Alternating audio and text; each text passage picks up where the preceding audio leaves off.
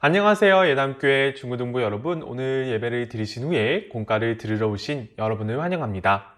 여러분, 오늘의 공과는 공과 책의 내용이 아니라 전도사님이 개인적으로 만든 공과를 진행해 보도록 하겠습니다.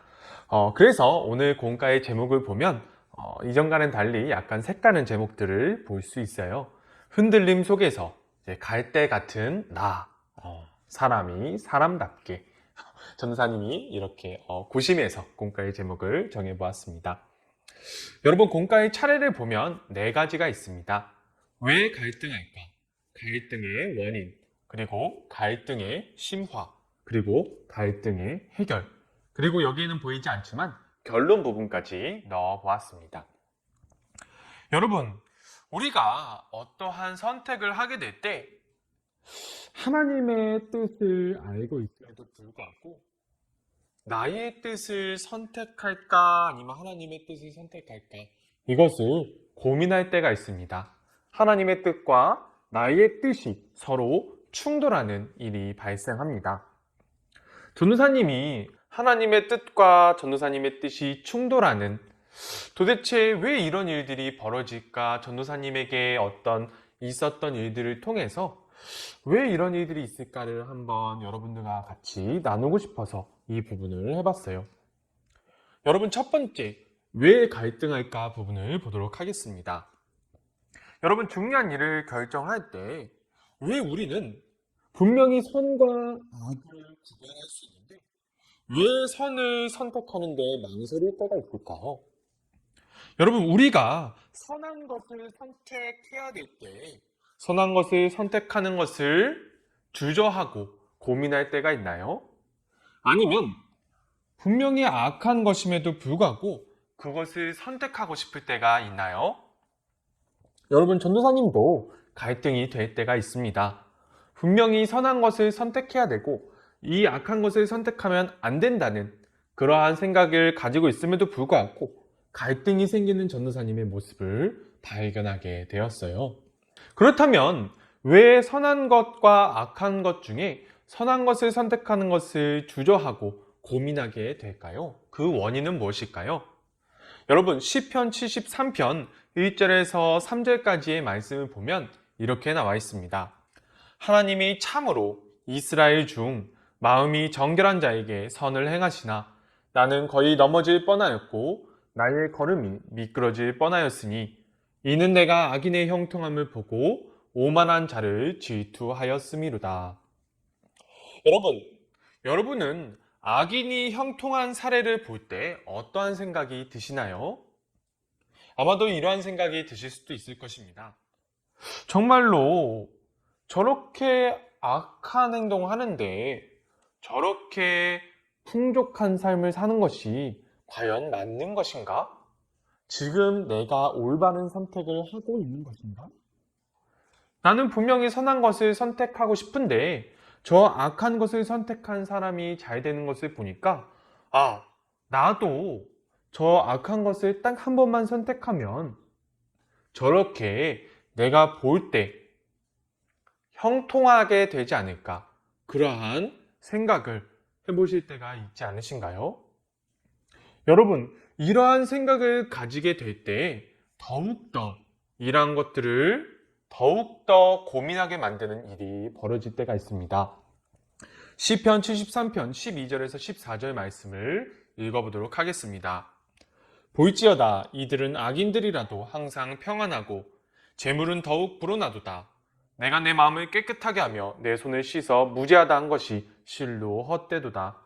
나는 종일 재난을 당하며 아침마다 징벌을 받았도다. 여러분, 선을 행하고 있던 사람들이 재난을 당하고 징벌을 받는 모습을 보면 정말로 선한 것을 선택하는 것이 맞는 것일까? 두렵다. 정말로 선한 것을 선택하는 것이 맞는 것일까? 이렇게 생각이 들 수도 있습니다. 세상이 이러한 현상을 보면서 말하고 있는 바가 있어요. 그것이 무엇이냐면, 만약 신이 존재한다면, 정말로 신이 존재한다면 왜 악인은 잘 되고 선한 사람은 더욱더 안 되는 모습이 보여집니까? 왜 정의가 사회 가운데 곧바로 서지 못합니까? 이것을 볼 때 신은 존재하지 않는 것입니다. 라고 세상이 말할 때가 있습니다. 여러분, 어떻게 보면 일리 있는 말처럼 보이지요. 왜냐하면 우리가 볼 때 아기는 물질적으로 풍요하고 더 잘 살게 되고 더욱더 출세하게 되고 어떻게 보면 선인인데 분명히 선한 사람인데 악인들에 비해서 더 안 되는 것 같고 더 재난을 당하는 것 같고 징벌을 당하는 것 같은 그런 모습을 우리가 발견할 수 있게 됩니다. 그래서 전도사님이 이 부분에 대해서 엄청나게 고민하다가 결국에는 가장 기본으로 돌아오게 됐어요. 가장 기본.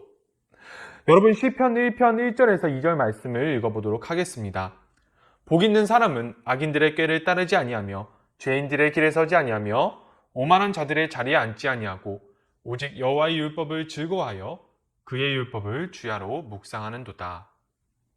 여러분 전도사님이 여러분들께 한 가지 여쭤보고 싶은 것이 있어요.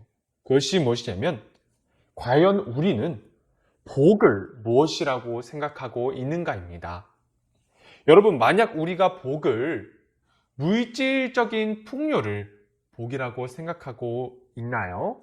아니면 정말로 이 땅 가운데서 유명해지고 풍족해지고 더 잘 사는 것을 복이라고 생각하고 있나요?